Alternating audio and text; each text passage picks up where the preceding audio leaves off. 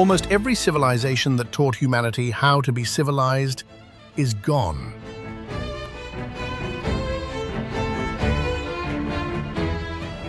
The Sumerians, who first pressed words into clay, vanished, their language unspoken for 4,000 years. The cities of the Indus Valley emptied, and to this day, no one alive can read their script. Babylon fell. Akkad fell. The names of their gods survive only as syllables in textbooks, prayers no living mouth remembers how to say. And then there is Egypt.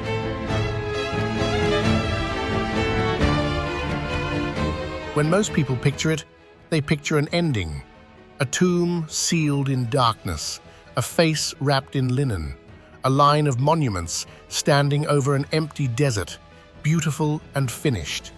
A civilization preserved the way a body is preserved, perfect and dead. The pharaohs are gone. The temples are roofless. The story, we assume, ended long ago, and what's left is a museum the size of a country.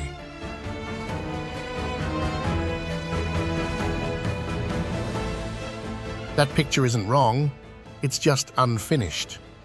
Because of all the civilizations that stood at the beginning of recorded history, Egypt is the one that never actually broke.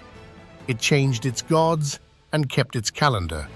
It changed its language 4 times, and the last version is still chanted this morning in churches along the Nile. The river that fed the first farmers 6,000 years ago still feeds 95% of the people in this country.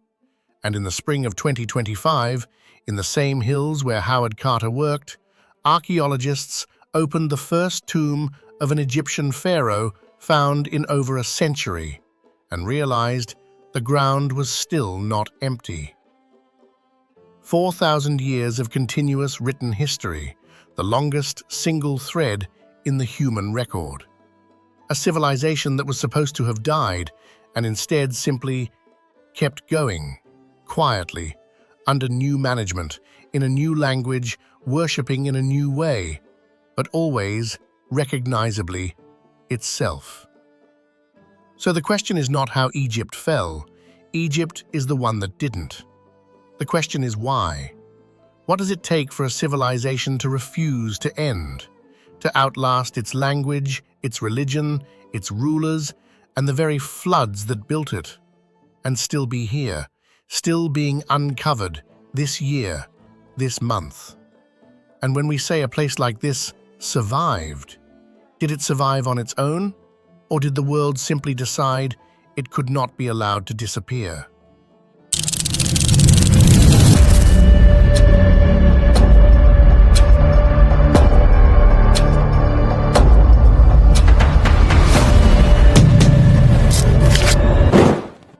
To understand that, you have to start where Egypt itself starts.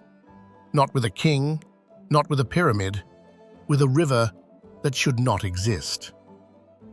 Look at Egypt from above, and you see almost nothing but desert. 1 million square kilometers of sand and rock, part of the largest hot desert on Earth. By every rule of geography, this should be one of the emptiest places in the world. There is almost no rain. In Cairo, a normal year brings around 2 centimeters, less than a single afternoon's rain in London. In the Deep South, years can pass with none at all. And through the middle of all that emptiness runs a green ribbon, sometimes only a few kilometers wide, where more than 100 million people live. From space, it looks like a single impossible plant, a long green stem with a flower of farmland blooming at the top, where the river fans into the sea. 95% of all Egyptians live on less than 5% of the land. Everything else is desert that holds almost no one. The reason is the Nile. And the reason the Nile matters is not simply that it carries water, it's where the water comes from. For thousands of years, no Egyptian knew the source. They only knew the miracle. Every summer, without fail, in a land where it never rained, the river rose. It climbed its banks, spread across the fields, and then withdrew, leaving behind a layer of black mud so rich that farmers could press seeds into it and walk away. The water came from monsoon rains falling on the highlands of Ethiopia, 1,000 kilometers to the south, places no Egyptian had ever seen. But the Egyptians didn't need the map. They needed the rhythm. And the rhythm held. Flood, recede, plant, harvest. Year after year, century after century, for so long that an entire civilization could be built on the assumption that it would never stop. And the Egyptians did not simply wait for the flood. They measured it. Up and down the river, they cut staircases and shafts down to the water's edge, scored with scales, and we call them nilometers. By reading how high the water climbed each summer, priests and officials could forecast the size of the harvest months before it came, and set the year's taxes accordingly. A high flood meant rich fields and a heavier levy. A low one meant hunger and relief. An entire economy, an entire government ran on a ruler standing in a river. It is one of the oldest examples of a state turning a force of nature into arithmetic, and it worked in nearly the same form for thousands of years. The Egyptians could never command the flood, but by measuring it exactly, they made even the river's moods predictable enough to build a civilization on. They called their country Kemet, the Black Land, named not for the people or the kings, but for that dark, fertile soil. The desert beyond they called the Red Land, the place of the dead. The whole of Egyptian life was that border, a few steps from black earth to red sand, from the living to the gone. And in that black soil, working the same ground the farmers worked, was a creature the Egyptians watched so closely they turned it into a god. A beetle, small, dark, unremarkable, that rolls a ball of dung backward across the sand to bury and feed on. The Egyptians saw something else. They saw the ball moving across the ground the way the sun moves across the sky, pushed by an unseen hand. They decided the beetle was an image of creation itself, of the sun reborn each dawn, and they named that force Khepri, he who comes into being. They carved the scarab into jewelry, into seals, into the hearts of their dead by the millions. The empire that worshipped it is 4,000 years gone. The beetle is not. It is still out there, in the same warm soil, along the same river, rolling the same ball backward across the sand, performing, without an audience, the small daily act that an entire theology was built to explain. Of everything ancient Egypt believed in, the scarab is one of the few things still alive to see it.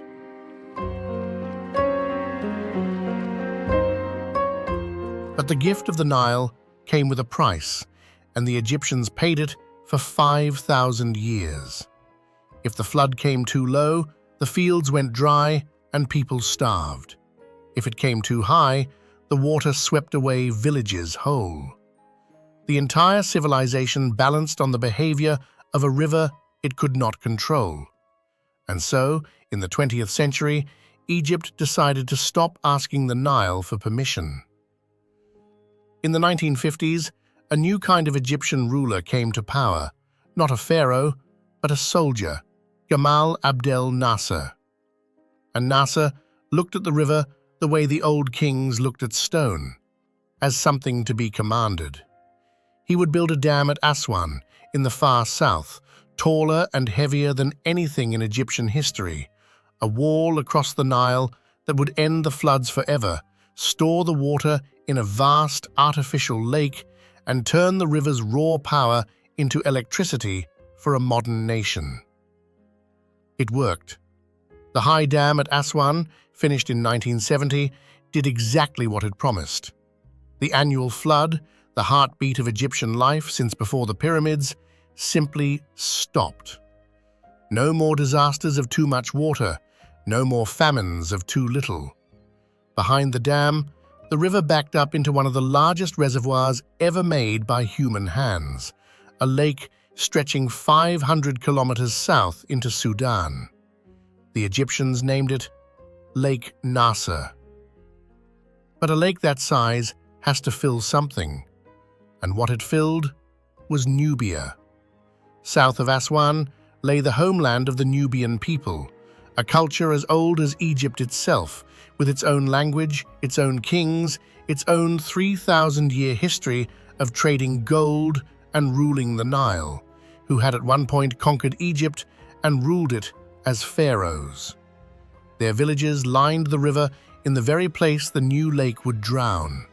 And so, to power modern Egypt, tens of thousands of Nubians were loaded onto trucks and boats and moved away from the river their ancestors had lived beside since before history was written, to resettlement towns in the desert.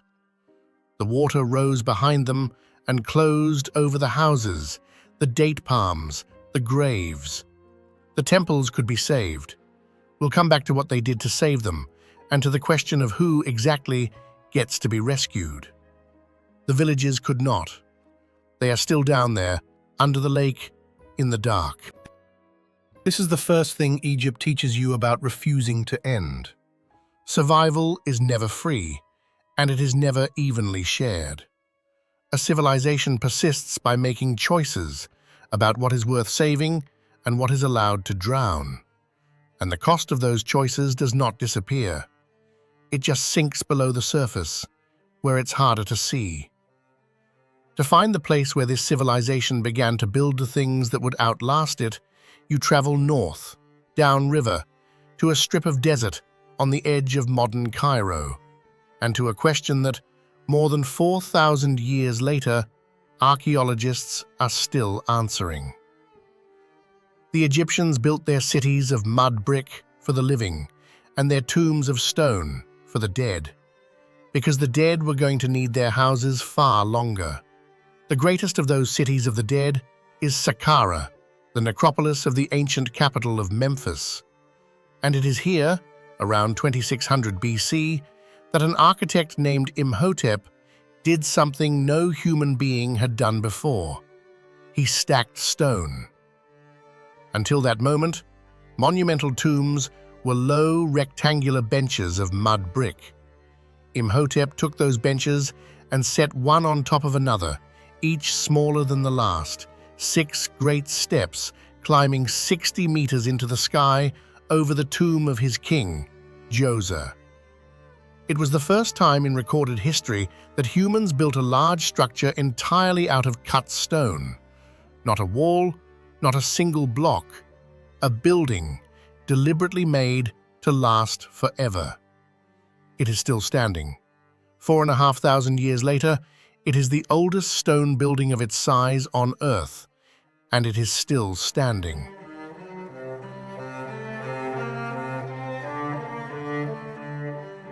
And here is the strange thing about Saqqara, the thing that goes to the heart of why Egypt never ends. It was never finished being used. The Egyptians buried their dead here under Djoser, and they were still burying their dead here 2,000 years later, in the age of the Greeks and Romans.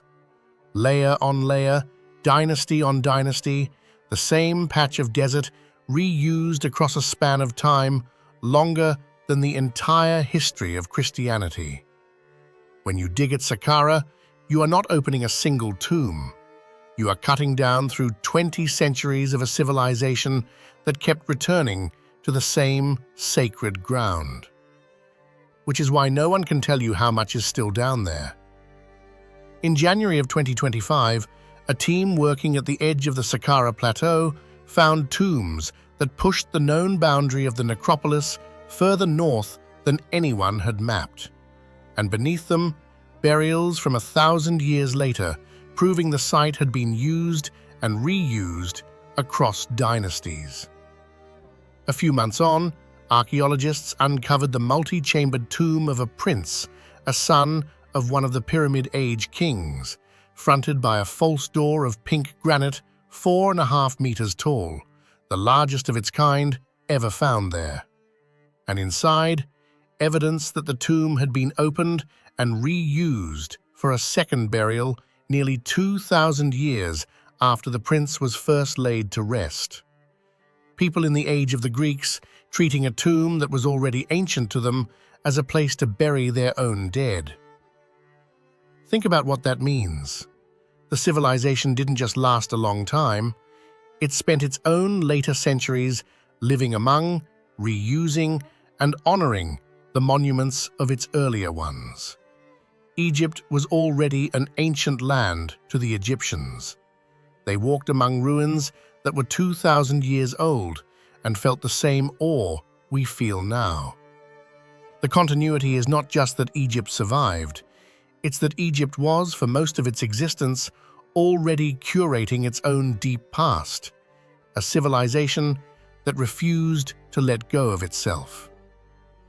And a short way north of Saqqara, on the Giza Plateau, that first experiment in stacking stone reached the absolute limit of what human muscle could raise. The Great Pyramid of the pharaoh, Khufu. The numbers still strain belief. Around 2.5 million blocks of stone, averaging well over 2 tons each and some far heavier, lifted into a single structure 146 meters tall. It was the tallest thing human beings had ever built, and it stayed the tallest for nearly 4,000 years, until a cathedral spire in medieval Europe finally passed it. Its base is level to within a couple of centimeters across more than 200 meters of ground. Its sides are aligned to true north, with an error smaller than a fraction of a single degree. Done without a compass, without iron tools for the hardest cuts, by a workforce that was not, as the old stories claimed, enslaved, but organized. Tens of thousands of skilled laborers and seasonal farmers, fed and housed and paid, who built through the very months when the flood drowned their fields and there was no farming to be done. The pyramid was, among other things, what a nation did with its people when the river took the year off. And after 4,500 years as the most measured building on Earth, it is still keeping secrets. In recent years, physicists have done something the pharaohs could never have dreamed. They have X-rayed the pyramid with the sky. Particles called muons, born when cosmic radiation strikes the upper atmosphere, rain down constantly and pass straight through solid stone, but they are absorbed a little more by rock than by empty air. By setting detectors inside and around the monument and counting the particles that survived the passage, scientists mapped its hidden interior without disturbing a single block, and found a void above the Grand Gallery, a sealed space the length of a small airliner that no human being has entered in 4,500 years. We still do not know what it is.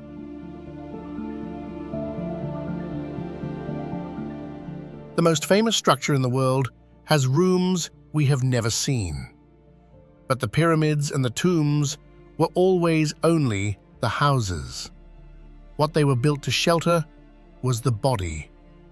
And to understand the whole Egyptian obsession with permanence, you have to understand why a civilization would pour its wealth into preparing for a life beyond this one. The Egyptians believed a person was made of several parts, and that one of them, a kind of vital essence they called the Ka, outlived death, but only if it had a body to return to. Let the body rot, and the soul had nowhere to go. Eternity itself depended on stopping decay. And so, out of pure spiritual necessity, they became the finest preservers of human flesh the ancient world produced. The work took 70 days. The embalmers removed the organs that rot fastest and sealed them in their own jars. They drew the brain, which they did not prize, out through the nose. Then they packed and buried the body in natron, a natural salt scooped from the beds of desert lakes, which pulled every last trace of moisture from the flesh until no bacteria could live in it. After 40 days, the body lay dried, hardened, and incorruptible, and they wound it in hundreds of meters of linen, layer upon layer, and laid it down to wait.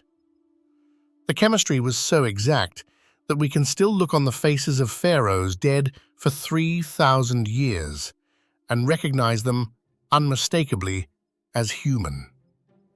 Sit with what that instinct actually was. A civilization so determined that its people should not end, that it engineered a way to carry a single human body, intact and recognizable, across thousands of years, and largely succeeded. The refusal to end was not only a quality of the civilization as a whole, it was built into the way they handled every individual death. They were not merely furnishing tombs, they were trying to make people permanent. And the capital that ruled over all of it has a name worth holding on to. The Egyptians called it Men-Nefer. The Greeks heard that and wrote it down as Memphis. And much later, when the old Egyptian language entered its final stage and was written in a new alphabet, the name had softened to Menfe, the same word, worn smooth by 3,000 years of mouths. Remember that name? It comes back in a church near the end of this story, because the language that carried it is the thread that proves Egypt never truly went quiet. Far to the south, where the river runs faster and the desert presses close, the Egyptians built the place they called Waset, and the Greeks called Thebes. And there, on the east bank, rose the largest religious building the ancient world ever produced, Karnak. Karnak is not one temple. It's the work of roughly 30 pharaohs across more than 2,000 years, each adding halls, gates, obelisks, and courtyards to the temple of the god Amun, never tearing down what came before, only building outward and upward. At its heart stands a forest of 134 stone columns, some 21 meters tall, so massive that 100 people could stand on the top of a single one. To walk into it is to walk through deep time made solid. Middle Kingdom stone beside New Kingdom stone beside Greek stone.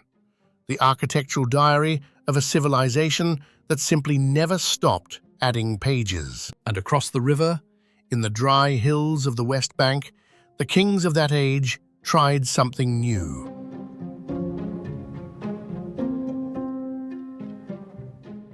Tired of advertising their tombs with pyramids that drew robbers like a beacon, they began carving their graves deep into a hidden valley, sealing them and hoping to be forgotten.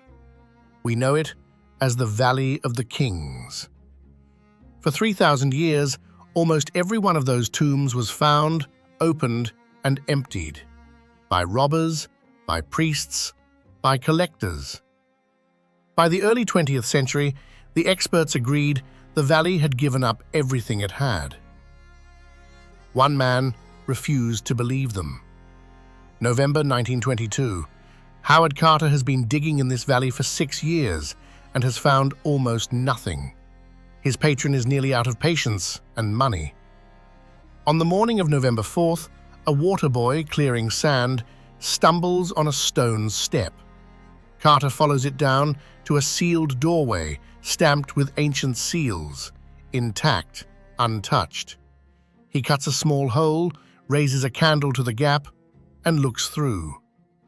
The hot air escaping from inside makes the candle flame flicker. Behind him, his patron asks if he can see anything. And Carter, staring into the first royal tomb to survive the robbers, the first sealed pharaoh's burial anyone had laid eyes on in the modern age, manages 4 words. Yes, wonderful things. Inside was Tutankhamun, a minor boy king, dead at perhaps 19, who would have been a footnote if his tomb had been robbed like all the others. Instead, because he was forgotten, because his small tomb was overlooked and buried under the rubble of a grander one, he became the most famous pharaoh on earth. Over 5,000 objects, a coffin of solid gold, a funeral mask so perfect it became the face of an entire civilization. The boy who mattered least, preserved best, because Egypt's habit of being plundered had for once made a single mistake. And the world decided that was the end of it, the last tomb. The valley was finished now, surely, for real. Hold that thought too, because almost exactly 100 years later, in hills not far from here, the ground would prove everyone wrong again. By the time of that boy king's rediscovery, Egypt had already lived through a second life the pyramid builders could never have pictured, a Greek one. In 332 BC, Alexander the Great took Egypt without a fight, and before he marched away forever, he founded a city on the Mediterranean shore and gave it his own name, Alexandria. Under the Greek kings who ruled after him, Alexandria became for a time the most important city on earth, and it earned that through two monuments to human ambition. The first stood at the harbor mouth, the pharaohs, a lighthouse rising perhaps 130 meters, crowned with a fire and a polished mirror that ships could see from far out at sea. It was counted among the 7 wonders of the ancient world, and it guided vessels safely into Egypt for more than 1,000 years before earthquakes finally toppled it. Its name became, in language after language, simply the word for lighthouse. The second wonder held no fire. It was the Great Library, an attempt, almost mad in its scope, to gather every book ever written under one roof. Ships entering the harbor were searched not for contraband, but for scrolls, which were seized, copied, and kept. For the first time, a civilization tried to hold all of human knowledge in a single place. And the line of Greek pharaohs ended with the most famous ruler Egypt ever produced, Cleopatra. We remember her as a seductress, which is mostly the propaganda of the men who beat her. What she actually was the last pharaoh, a formidable political mind, said to speak 9 languages, the only one of her Greek dynasty who troubled to learn Egyptian, who fought with everything she had to keep Egypt independent as Rome closed in around her. She lost. In 30 BC, she took her own life, and 3,000 years of rule by the kings of Egypt came to an end. And here is the thing that proves the whole point of this story. Egypt did not end with her. It simply changed masters one more time. Rome swallowed the country whole, and then found it could not do without it. Egypt became the breadbasket of the Roman Empire, the grain fields that fed the city of Rome itself across the sea. Still the Nile, still the flood, still the same farmers in the same black soil, now handing their harvest to an emperor instead of a pharaoh. The crown changed hands. The country went on being Egypt. That is the pattern, repeated across the whole length of its history. Conquest after conquest. Greek, Roman, and later Arab and Ottoman. And each time the rulers changed, and each time Egypt absorbed them and remained. Even Alexandria's grandeur did not truly vanish. It only hid. Over the centuries, earthquakes and the slow sinking of the coast dropped Cleopatra's royal quarter, palaces and statues and all, straight into the harbor. For more than 1,000 years, it lay on the seabed in the dark. And in our own time, divers have been bringing it back up. Sphinxes, colossal heads, whole sunken districts mapped beneath the waves. And as recently as this year, a 2,000-year-old ship was raised from the floor of Alexandria's harbor. Even the parts of Egypt that drowned refuse, in the end, to stay gone.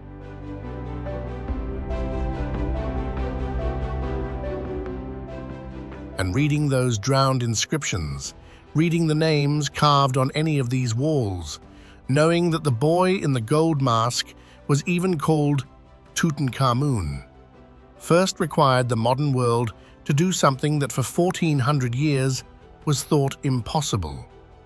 It had to learn to read a language that had completely died. When the last temple of the old religion finally closed in the 6th century, the knowledge of how to read hieroglyphs went with it.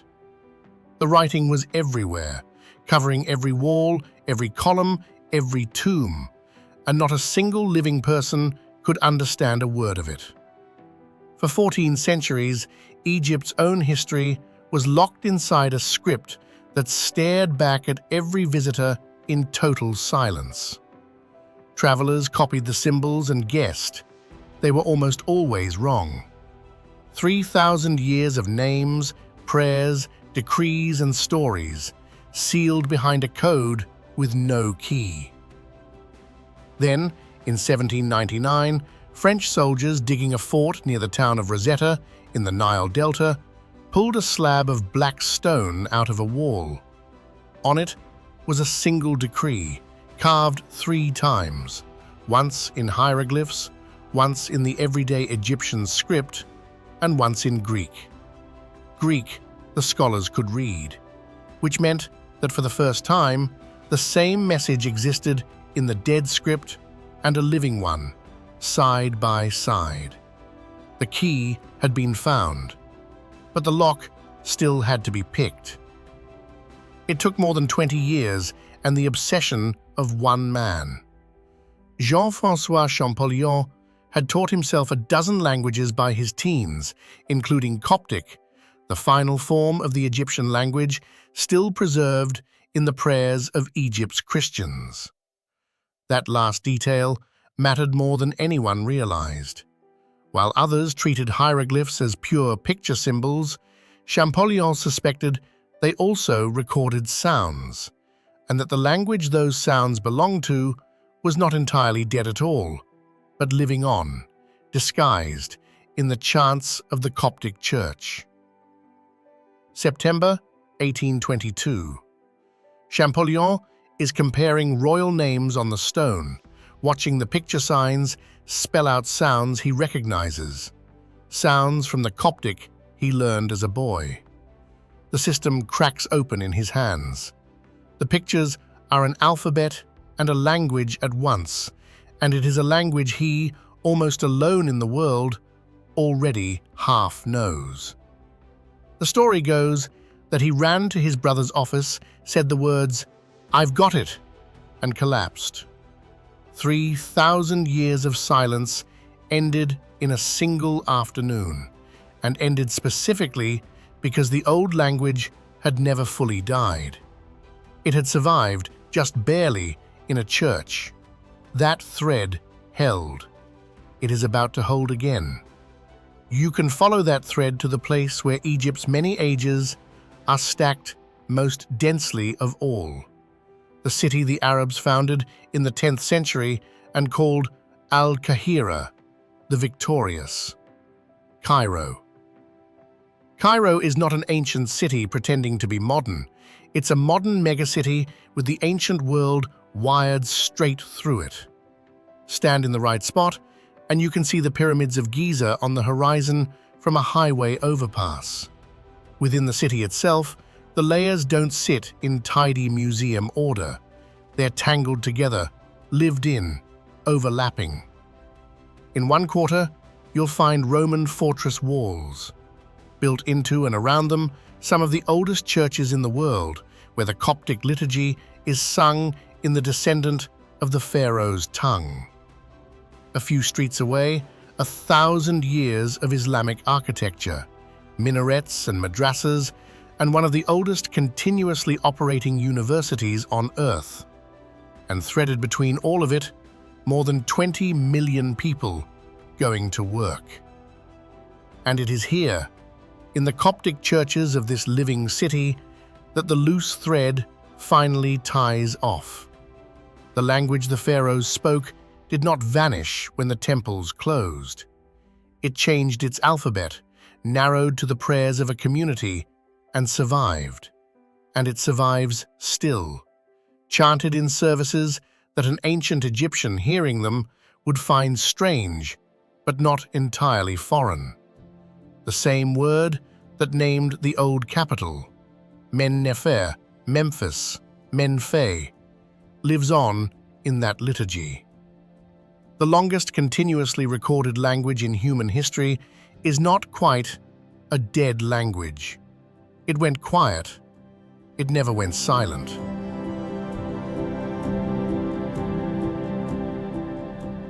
That is the deepest form of Egyptian persistence, not stone, which anyone can quarry, but sound. A way of speaking, passed mouth to mouth across 5,000 years, never fully interrupted, still moving air in a Cairo church this very morning. And yet for all that the river and the cities hold, most of Egypt is not river or city at all. Most of Egypt is the Red Land, the desert the ancients feared, the 90% of the country where almost no one lives. And it is far from empty. West of the Nile lies the Western Desert, part of the Sahara, a place so dry that in some valleys it has not rained in living memory. And scattered across it, like islands in a sea of sand, are the oases, places where deep groundwater rises to the surface and life suddenly explodes. Date palms, springs, whole towns that have existed for thousands of years in total isolation. The most remote is Siwa, near the Libyan border, so cut off that its people still speak their own Berber language rather than Arabic and preserve customs found nowhere else in Egypt. Siwa held something the ancient world traveled across deserts to consult, an oracle of the god Amun, so respected that in 331 BC, Alexander the Great turned his army aside and crossed hundreds of kilometers of open desert to ask it a question. What the oracle told him, he never revealed. But he came out of that desert believing he was the son of a god, and he went on to conquer the known world. Even Alexander, master of everything, felt the need to come to Egypt and ask its oldest powers for their blessing. Out here, in this furnace, life survives by refusing to waste anything. The Dorcas gazelle, a small, pale antelope the ancient Egyptians carved onto their temple walls, can live its entire life without ever drinking water. It draws every drop it needs from the plants it eats, and when the heat is worst, it slows its own body down to keep from sweating its moisture away. It can run at nearly 100 kilometers an hour to escape what few predators remain. And yet, after surviving the desert for tens of thousands of years, it is now barely surviving us. Hunted relentlessly, fewer than 1,000 are thought to remain in all of Egypt. The animal the pharaohs admired enough to immortalize in stone is now closer to vanishing than the stone itself.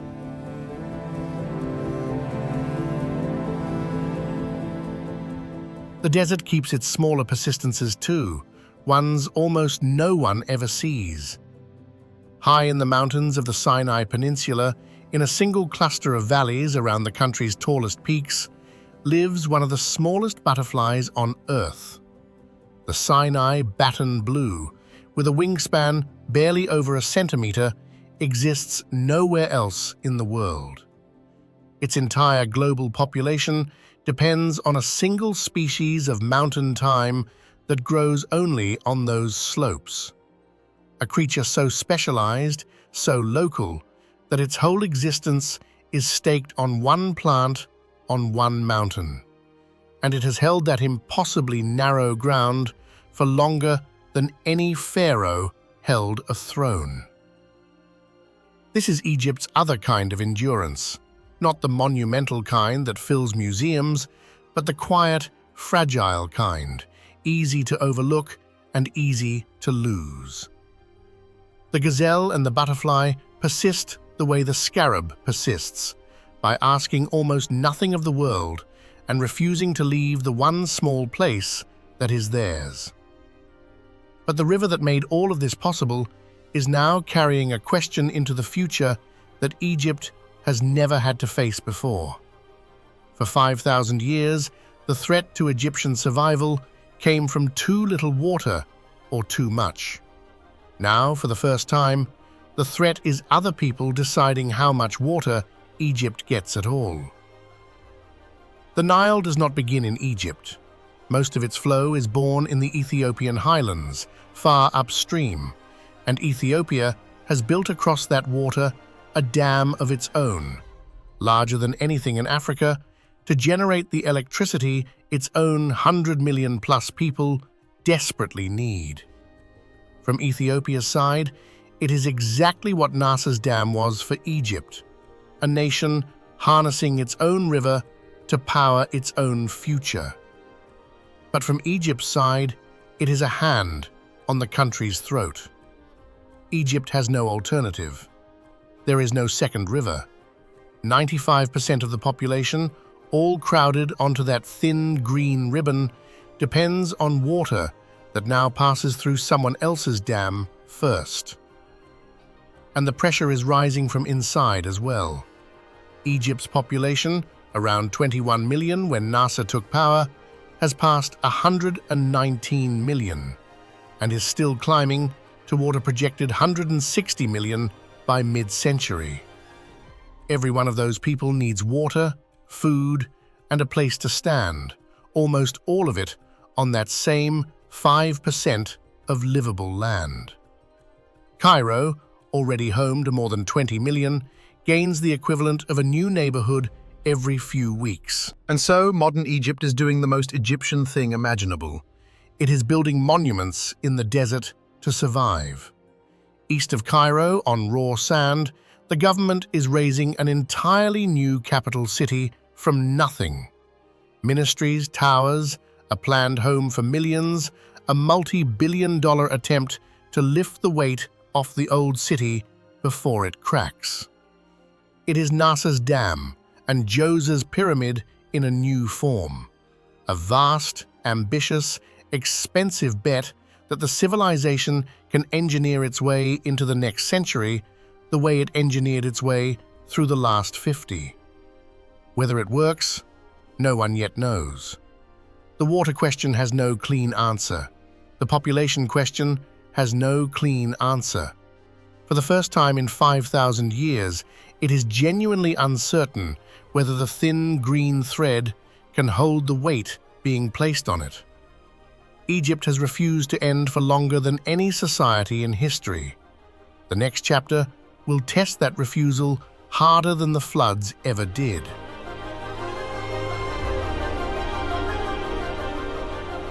And it is exactly at this moment of doubt, with the river contested and the cities straining, that Egypt did something that answers the question of this entire story. It built the ancient civilization a brand new home. 2 kilometers from the pyramids of Giza, on the edge of the desert, stands a building that took more than 2 decades and over $1 billion to complete. The Grand Egyptian Museum, the largest museum in the world devoted to a single civilization. Through its glass wall, from inside the Great Hall, you can see the pyramids themselves on the horizon, the 4,500-year-old monuments framed by the brand new one. It holds more than 100,000 objects. If you spent a single minute looking at each one without sleeping, it would take you nearly 70 days to see them all.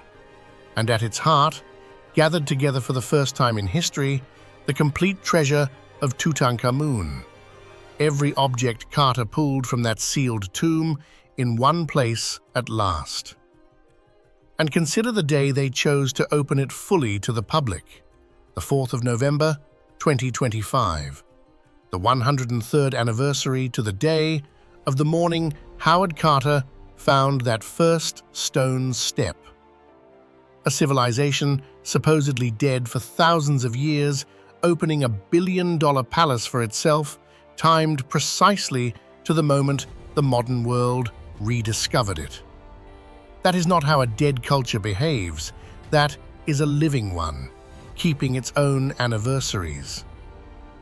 And the ground itself chose that same year to answer the oldest question of all, whether there was anything left to find.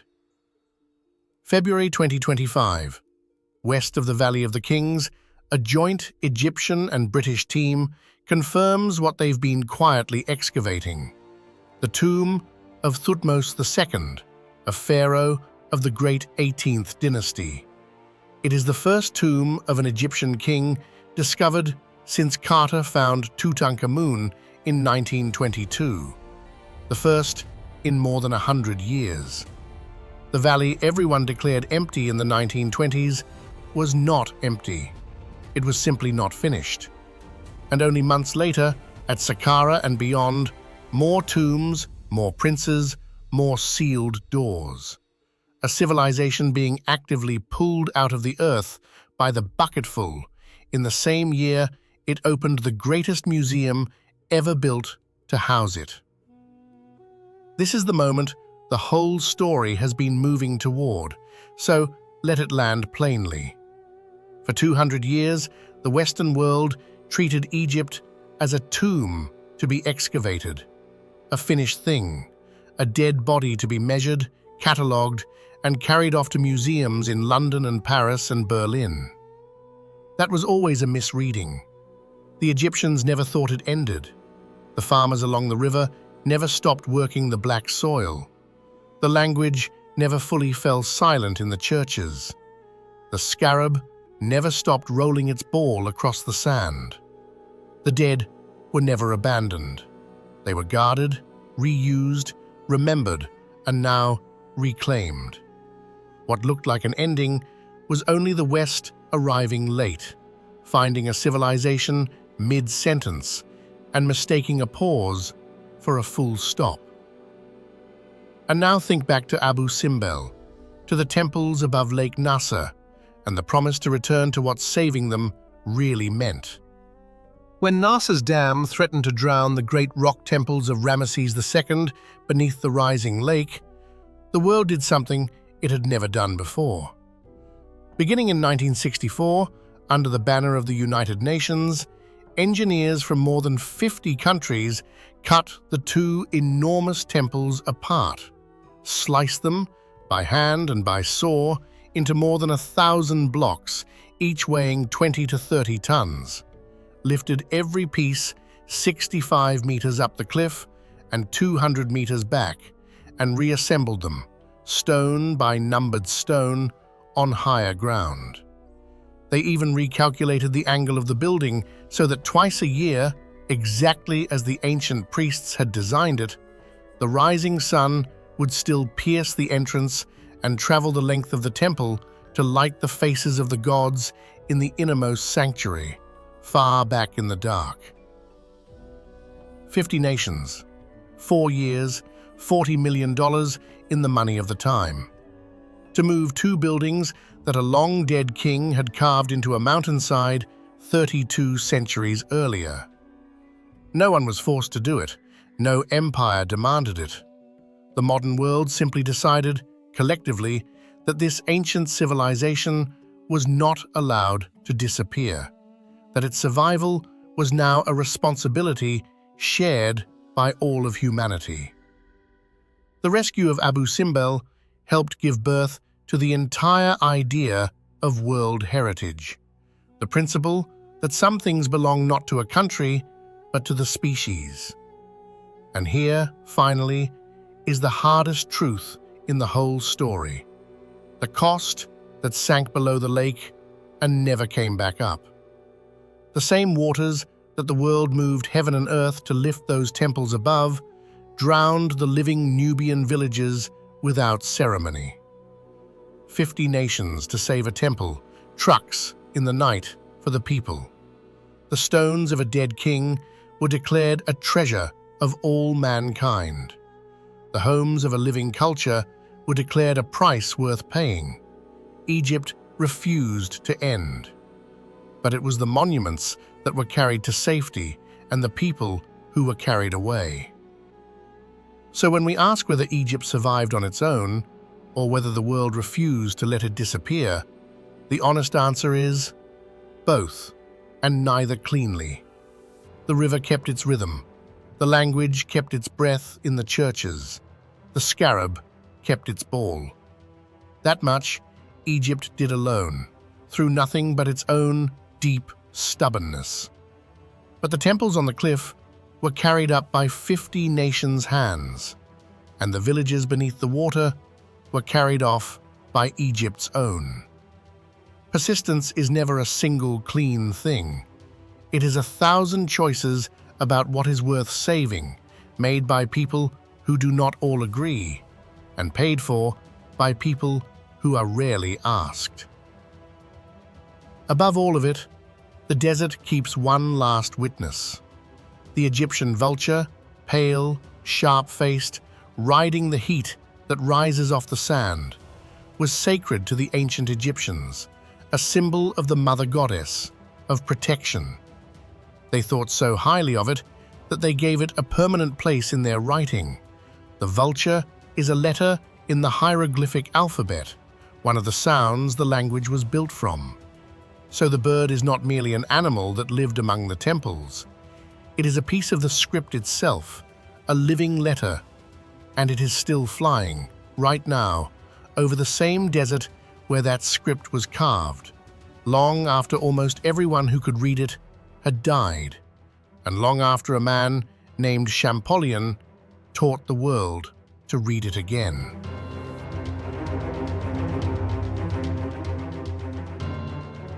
A letter of the oldest written language on Earth, circling on the wind above the civilization that wrote it.